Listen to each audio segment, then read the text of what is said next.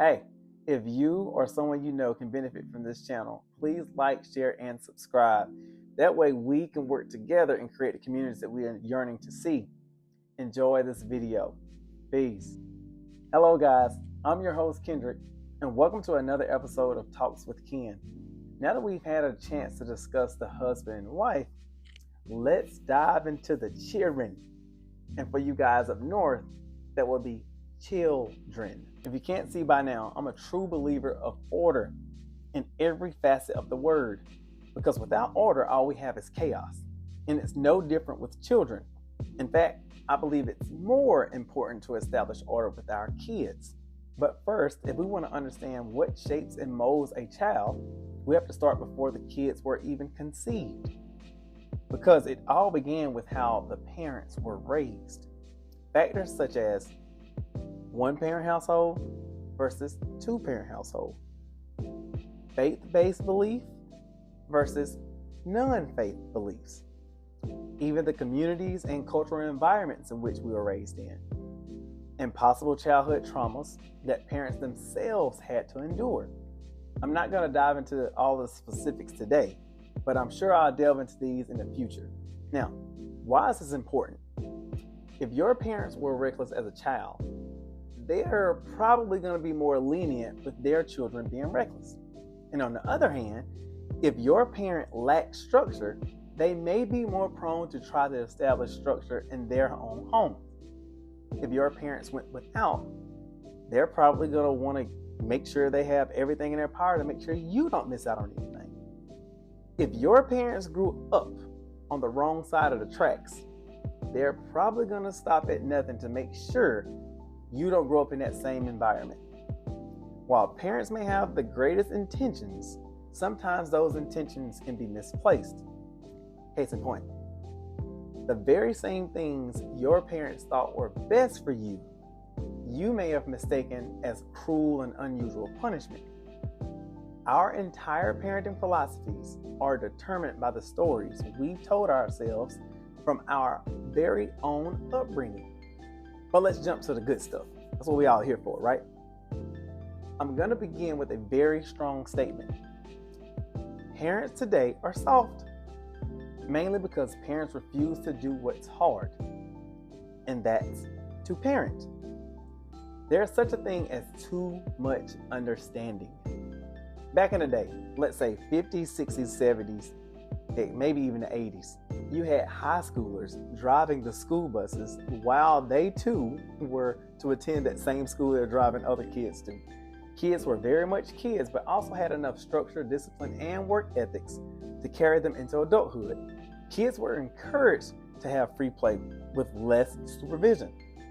They had to learn how to deal with the big bad bullies on their own.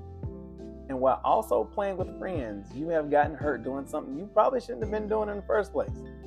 But did you ruin your day just because you had a little boo-boo? No. You sucked it up and you played the remainder of the day. Now, I know there's going to be some that say this is a different time in which we're living in. And yes, while this is true, there are other ways that we need to initiate open play. As the author of The Anxious Generation wrote, these are very formative years that teach us lifelong lessons. If kids don't experience times of being frustrated, disappointed, and having some unfavorable outcomes and experiencing some type of hardship, how can we build mentally strong minds? Let me give you an example of an experiment that was conducted that explained safetyism. Safetyism is where we, society, has created a safe, non-judgmental environment that'll leave your child ill-prepared for real life. In Arizona in the late 80s, scientists were attempting to create the largest artificial ecosystem that would sustain life for 8 individuals. In short, they did not succeed, but during that failed experiment, they come to understand something pretty significant. Many of the trees they planted to create a rainforest ecosystem grew rapidly, but then fell over before reaching maturity. The designer of the ecosystem failed to realize that trees need wind to properly grow. When the wind blows, it bends the trees, which tugs on the roots. In response, the root system expands, providing a firm anchor where it is needed. And then the compressed wood cells change their structure to become stronger and firmer. Trees that are exposed to stronger winds early in their life become trees that can withstand even stronger winds when they're fully grown. Conversely, trees that are raised in a protected greenhouse sometimes fall over from their own weight before they reach maturity. This is definitely a good example and metaphor of why children need to experience frequent stressors in order to become strong adults. In our wolf pack, follow the blind mentality, we refuse to buck the system, and we go with the flow, whatever it is. We do what comes easy, and that's the last thing we should do with our children. According to the U.S. report card on physical activity, parents spend less than 2.5 active hours a day with their school-aged kids. That's it, 2.5 hours. Now, my question to you is, what are you pouring into your kids within 2.5 hours a day? When are we going to get back to doing what's necessary and not what's easy?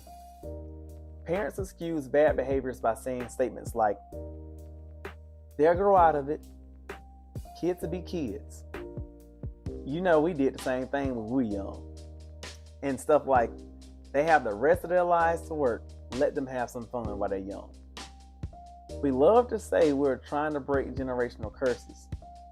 Then why can't we change our contextual dialogue that we're having with our own kids? If we're to shield them from some of the traumas we experience, then why wouldn't we enlighten them and equip them with a newer comprehension? Yes, life is the best teacher. I'm not going to negate that. But we owe it to our kids to give them the best version of us. I'm sure you're tired of saying the same things, but as a wise barber once told me, how can you get them to understand something that took us 30 years to comprehend ourselves? But it doesn't mean it shouldn't be said over and over again. Remember, sometimes we're just planting a mustard seed. So, psychologists all agree most children actually crave structure and discipline in their lives, as it provides them with a sense of predictability, security, and helps them learn boundaries, making them feel more in control and less anxious when they know what to expect in different situations. And in closing, it all begins top down, beginning with the framework set forth by the parents and guardians. I'm going to leave you with a quote I heard from Jason Wilson, renowned author of the book Battle Cry. Younger men lack wise men to confide in.